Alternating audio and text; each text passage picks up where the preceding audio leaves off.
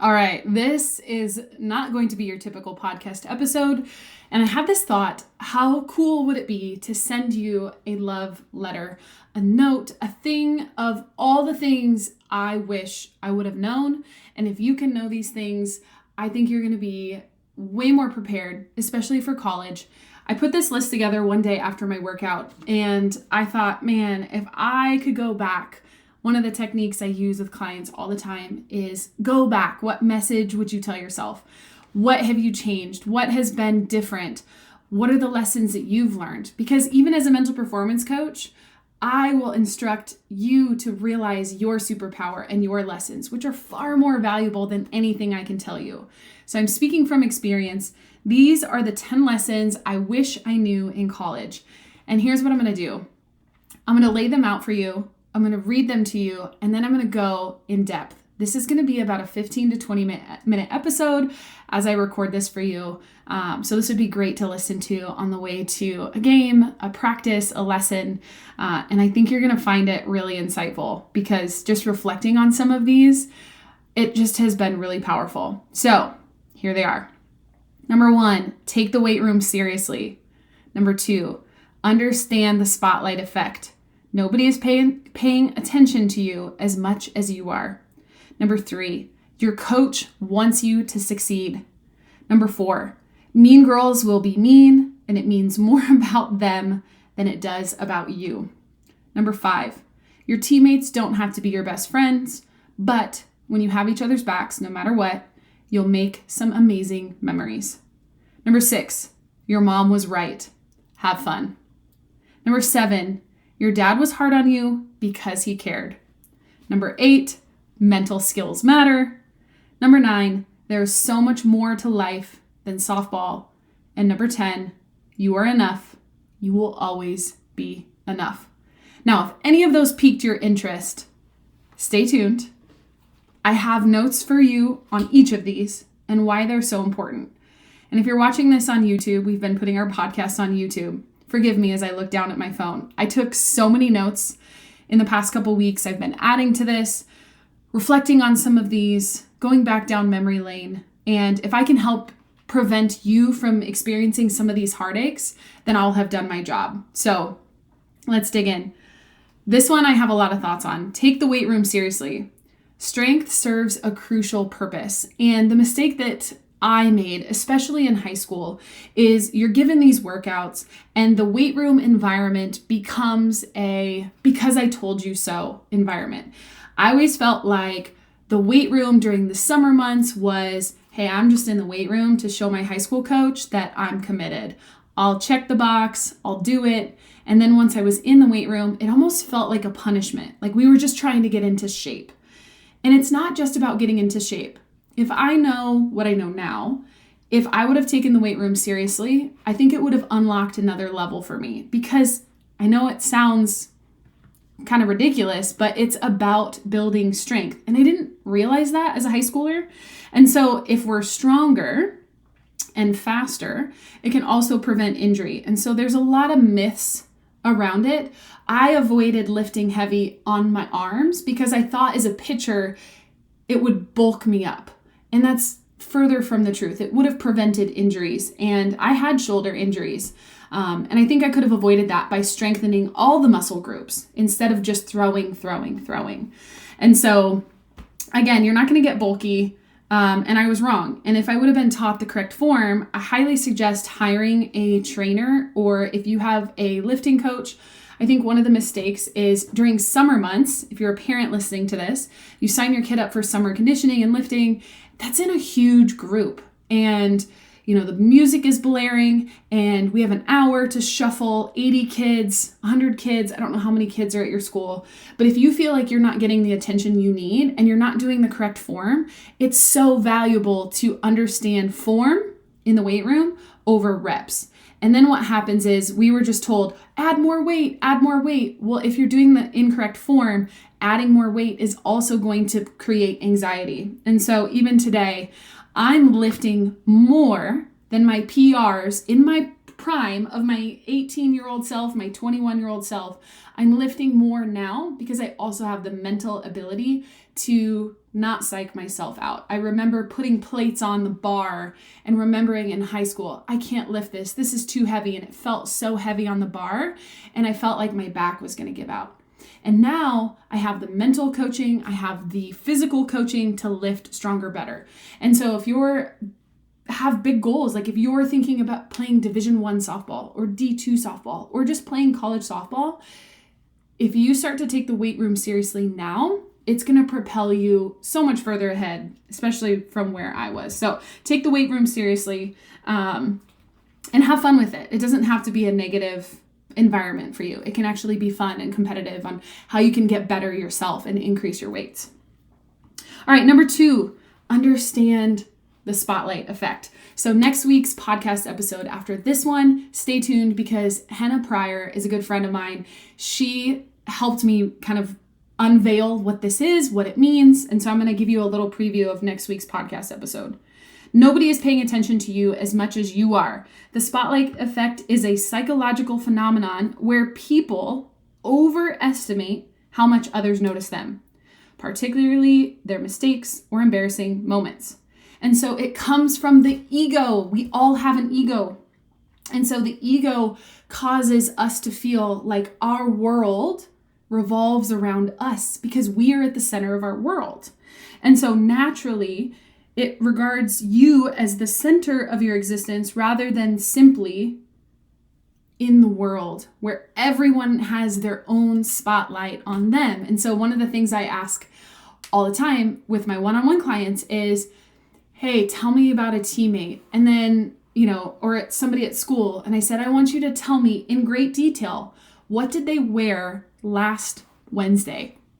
And sometimes they can tell me, and for the most part, they can't. I don't know what they were wearing. Could you tell me what you were wearing last Wednesday? Yeah, you could, because we agonize over how we are perceived in the world. And so what I want to remind you is that it's not about you.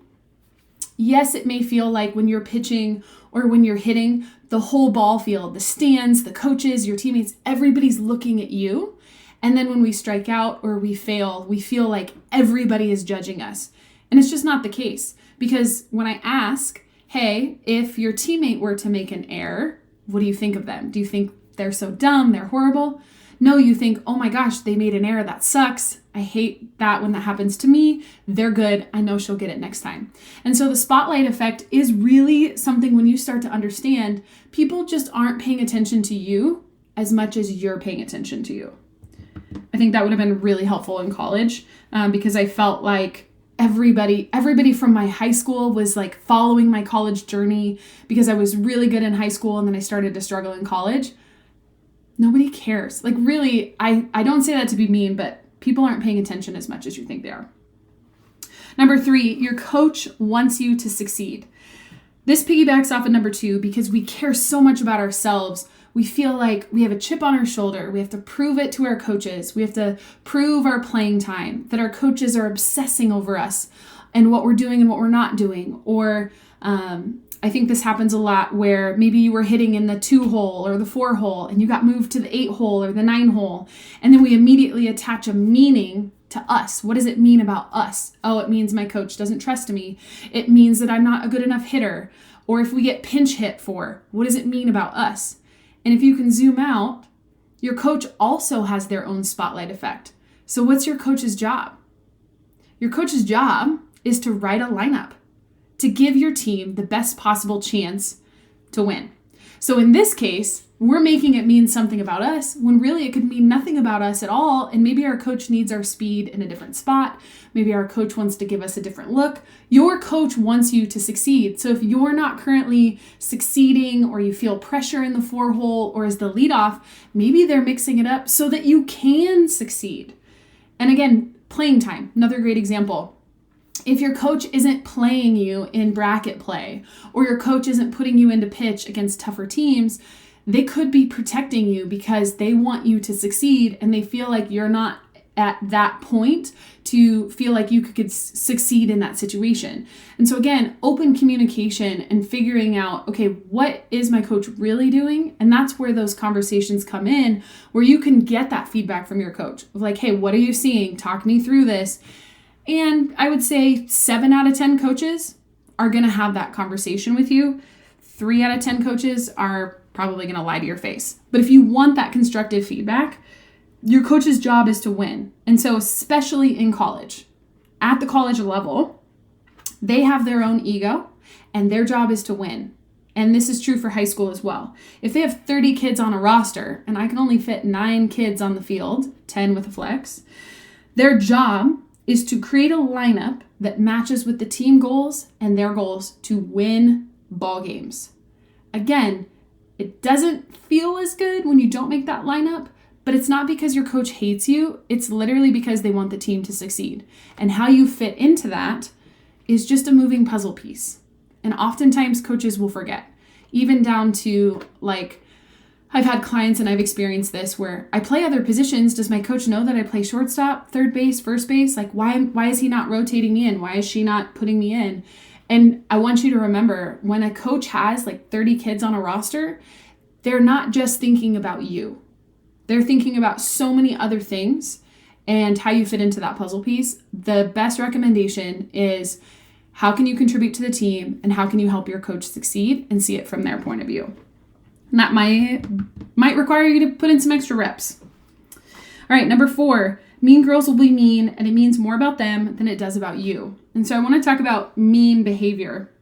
It can also be referred to as relational aggression. And so this has so many factors, and so I'm going to read you a few. This starts in middle school.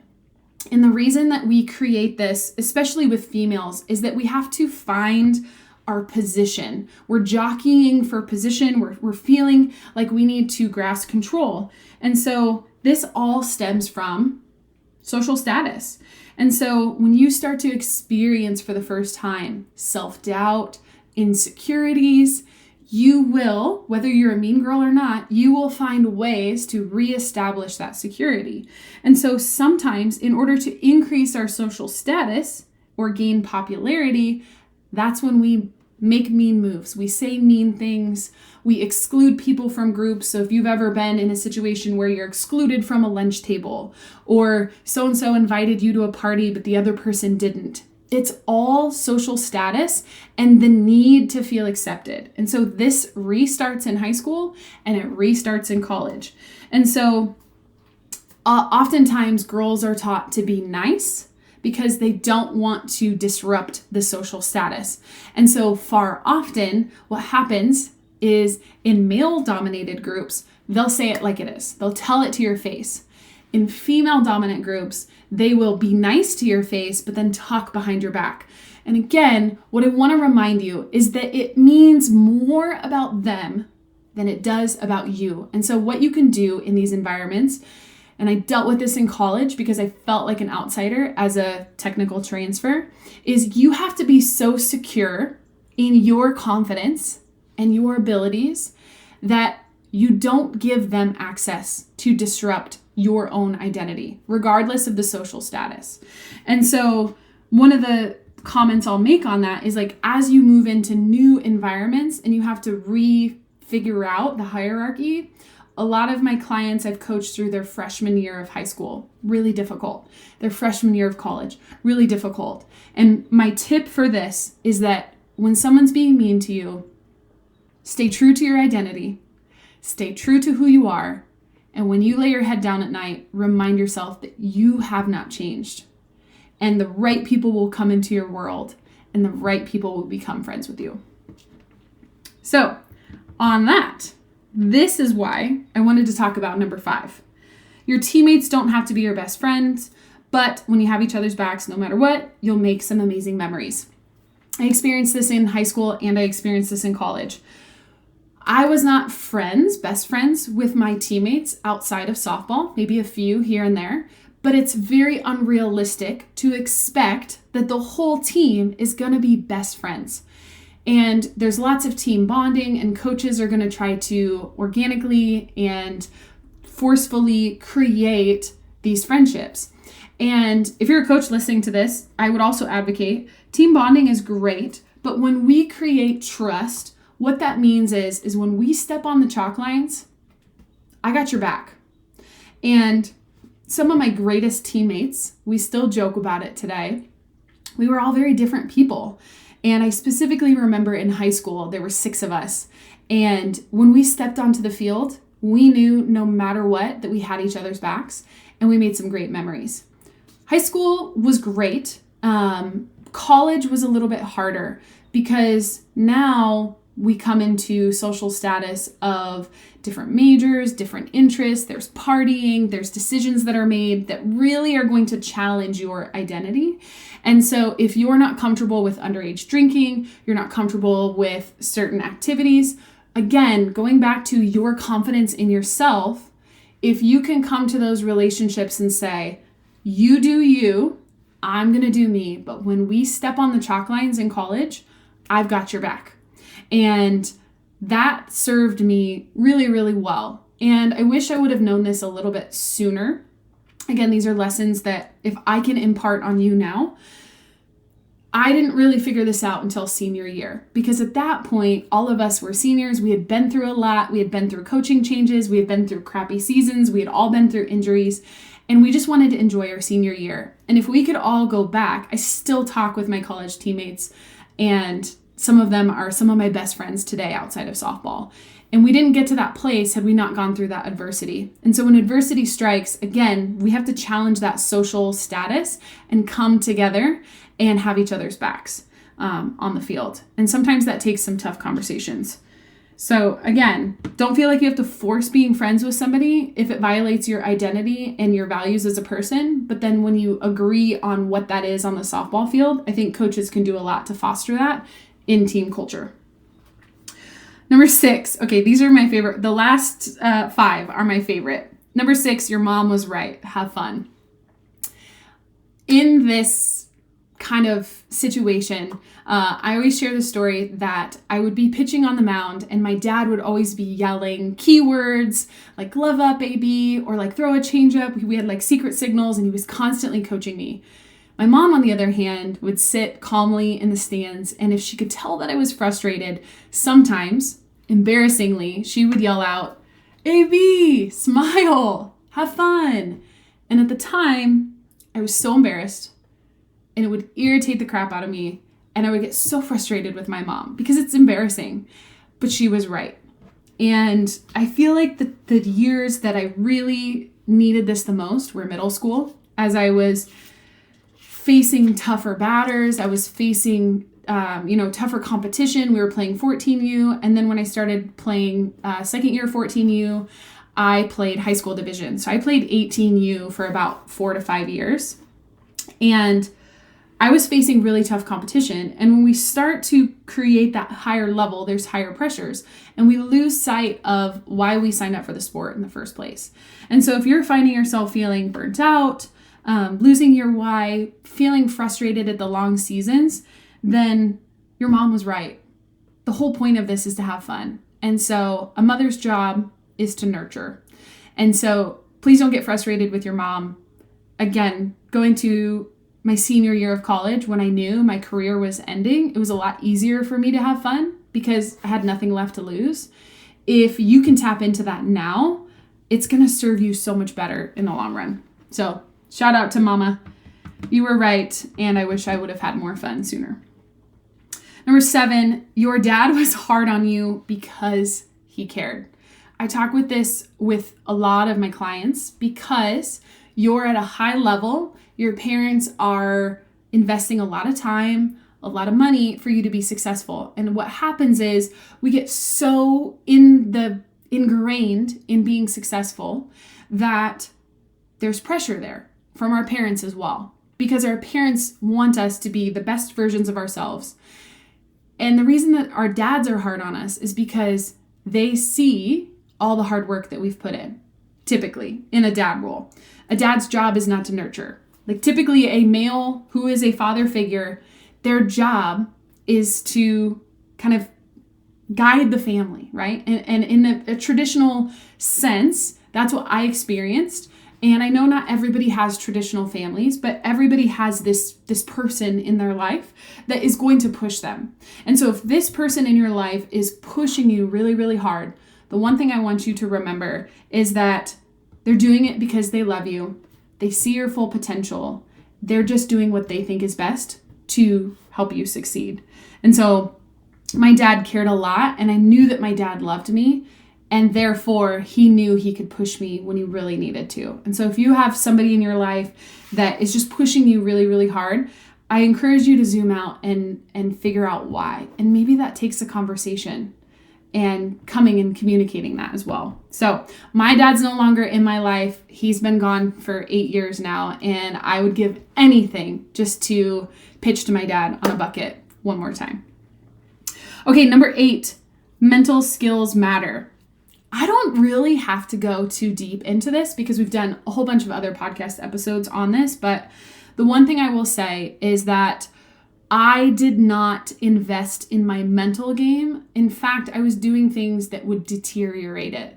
So I didn't challenge my negative voice, and I would do very superstitious things. Like I would tie my shoelaces as tight as I could. And if my shoelaces were tight, or my hair was done a certain way, or I listened to this specific pregame song, then I would be successful. And those are based on superstitions, not mental skills. And so if I could go back, I would do better with my self-talk. I would challenge those negative beliefs. I was using visualization, but I would use it the correct way and use it more. I was a very visual pitcher. I could see the next pitch. I could see myself throwing pitches. I would use it to get more reps. I would also use routines better. I talked about that.